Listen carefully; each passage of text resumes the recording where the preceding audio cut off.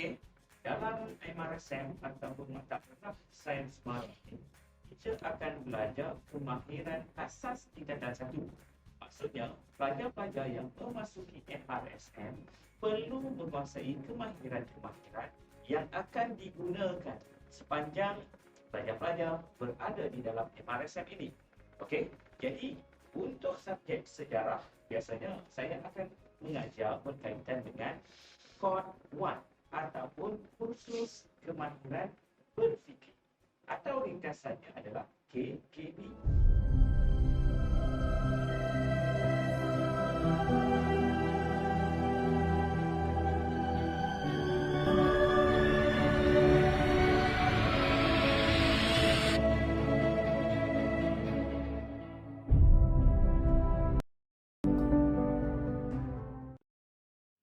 Jadi dalam Kod 1, dia ada dua perkara asas yang harus kita ketahui, iaitu operasi dan juga yang kedua adalah adat. Okay? Jadi yang pertama adalah kita kena tahu yang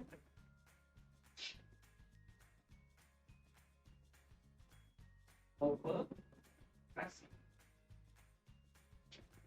Pertama adalah operasi. Yang kedua yang kita tahu adalah apa?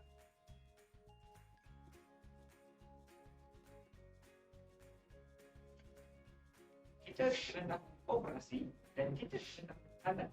Bila kita tahu kedua-duanya, kita akan dapat menguasai Kod 1 dengan. Okay? Jadi operasi ada 3. Okey, sebelum saya pergi kepada 3 operasi ini, dalam soalan-soalan ataupun pertanyaan-pertanyaan harian, kebanyakannya kita menggunakan operasi. Daripada operasi inilah, nanti kita akan lihat alat apa yang digunakan untuk operasi. Okay? Nanti di hujung kelas nanti, saya akan maklumkan berkaitan apakah contoh-contoh soalan dan bagaimana kita nak gunakan alat ini. Okay. Pertama operasi yang ada adalah peraturan.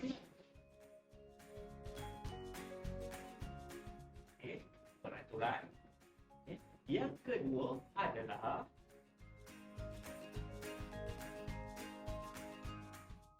perancang dan yang ketiga adalah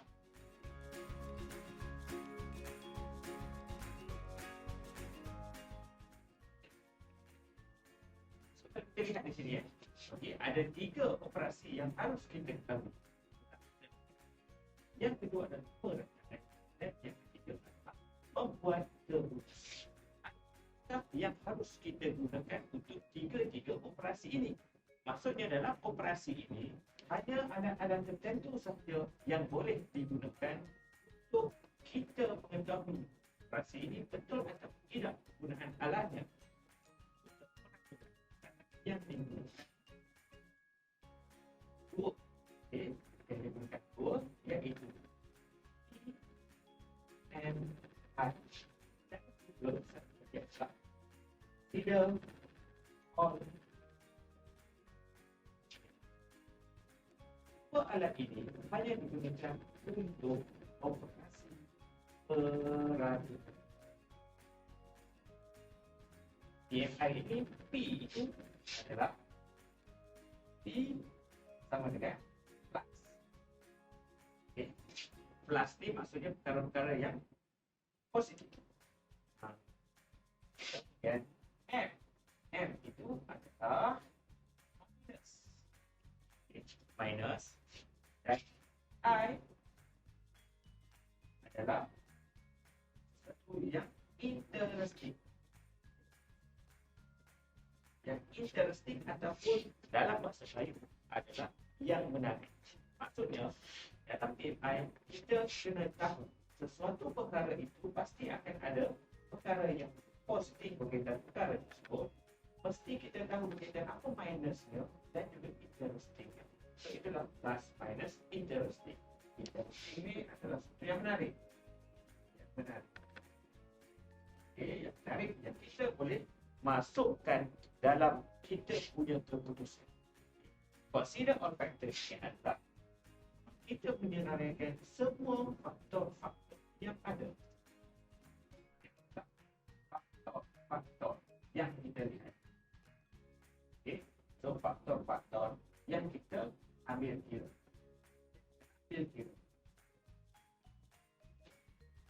Untuk perancangan pula, kita kena tambah dua lagi alat, iaitu CNS,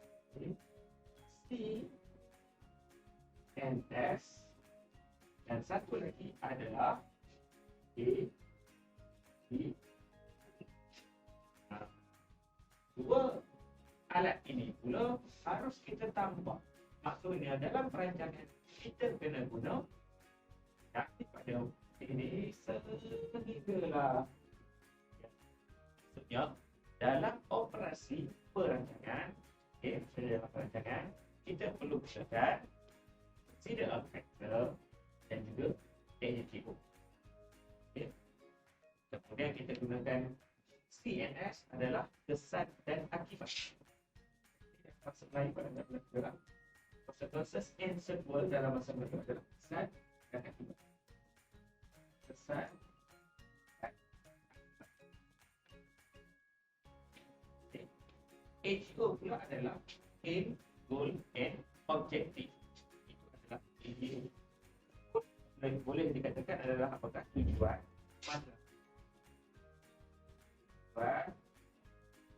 matlamat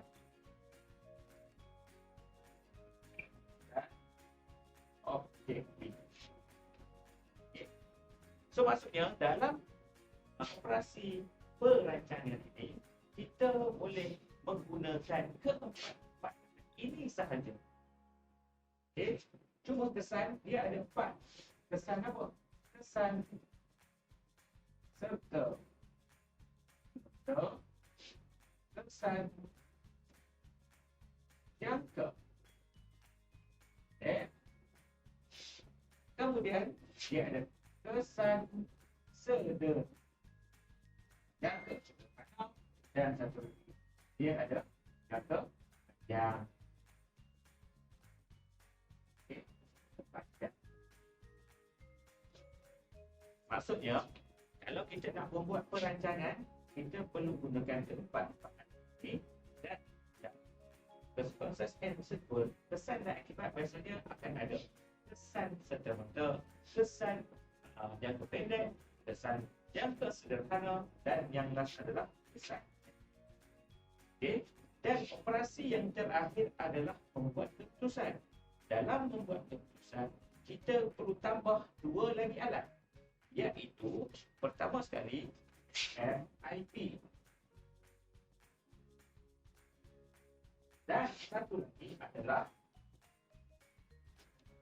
ABC. FIP adalah first important priority ataupun kita menyenaraikan mengikut keutamaan. Dalam satu perkara kita akan letakkan ranking, senang kata. Benda mana yang paling penting? Itu adalah FIP. APC adalah alternative possibilities ataupun choices. Maksudnya kita letakkan ada tak pilihan lain. Ini kalau dalam bahasa mudahnya saya selalu sebut adalah ada tak pilihan lain. Senang kata dalam bahasa kita sekarang, ini senang kata plan B, plan C, and D dan seterusnya. So dalam kita nak membuat keputusan, kita kena guna semua alat ini. Dan lepas kita buat keputusan, ada satu perkara lagi yang kita kena buat adalah OPV. OPV ini bermaksud OPV adalah pandangan orang lain.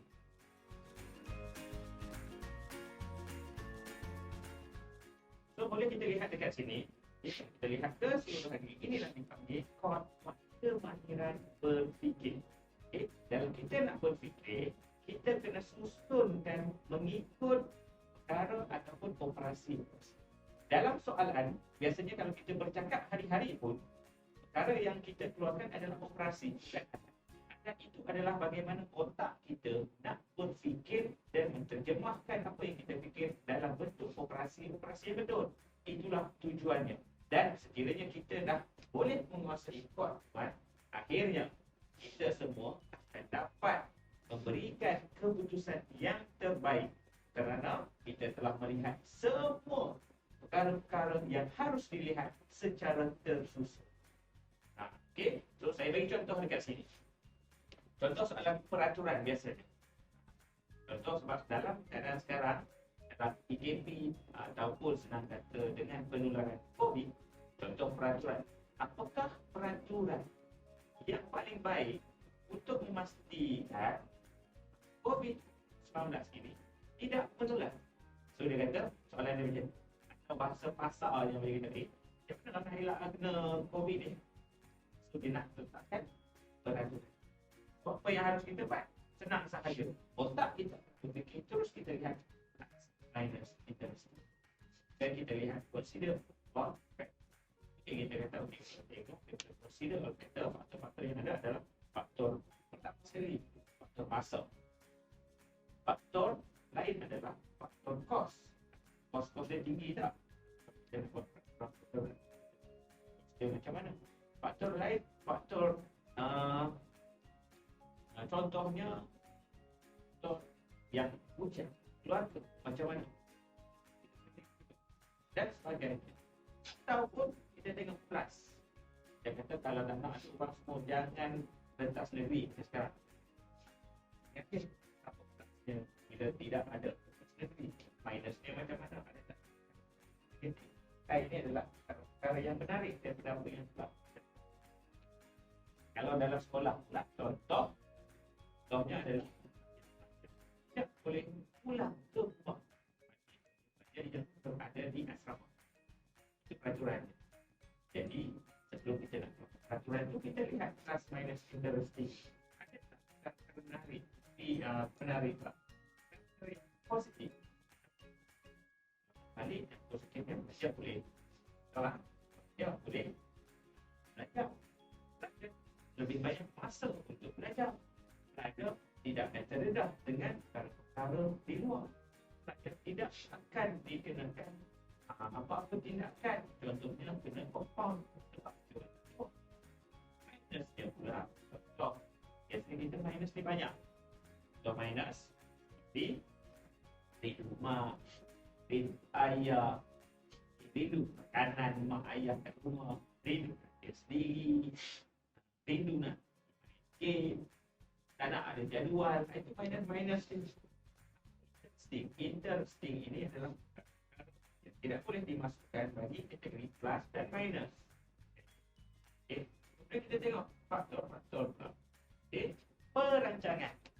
Contoh soalan perancangan. Anda merancang untuk membuat satu aktiviti ketika bulan puasa. Jadi kita kena buatlah perancangan. Bila sebut perancangan, kami kena gunakan 4 alat. Minus interesting, consider all factor, consequences and sequel, dan juga aim, goal and objective. So 4 alat ini kamu kena guna. Consequences and sequel, kamu tengok pula aktiviti yang kamu buat. Ada tak kesan macam ada tak kesan jangka panjang, kesan sederhana, kesan jangka pendek? Kena lihat. Okay. Dan sebelum membuat keputusan ni contoh macam ni. Kenapa kamu membuat keputusan untuk memasuki MRSM? Mestinya pelajar-pelajar dia tak gunakan alat ni. Dia macam-macam lah. Mak yang suruh. Kemudian abang-abang memang belajar sebelum ni. Kalau dia kata macam tu, sebenarnya kita nak guna. Dia tak tahu alat apa. Kita susun. FIP adalah utama. Kita pesan bagi FIP ini melihat semua alat yang berada di atas. Contohnya, utama. Dalam PMI, pasti ada PMI yang utama. Kita kena ranking. Dalam faktor consequences and sequel, pasti ada kesan dan akibat yang kita akan tengok. Nombor 1. AGO pula, matlamat apa yang menjadi keutamaan. Keutamaan ini merujuk pada di atas ini perlu kita susun mengikut keutamaan. Dan akhirnya nanti kita akan lihat alat mana yang menjadi keutamaan di dalam PMI, CLS dan EGO. Dan selepas itu kita Pilihan ini adalah yang nombor 2 selepas kita rankingkan dalam SIP tadi. So, satu begini, apakah plan B nya? Dan selepas kita buat keputusan, okay, so kalau kita dah buat keputusan, kita kena lihat satu lagi perkara yang penting adalah opini. Opini ini adalah pandangan lain. So, kalau lihat di sini, okay, semua perkara-perkara ini sebenarnya kita telah laksana, kita dah buat, tapi apa yang berlaku adalah perkara ini tidak dipatternkan ataupun tidak mengikut proses-proses itu. So inilah yang harus kita buat, dan sekiranya pelajar-pelajar dapat menggunakan operasi ini dengan betul berdasarkan alat-alat yang sepatutnya, maka pelajar akan dapat membuat keputusan yang lebih baik. Okay.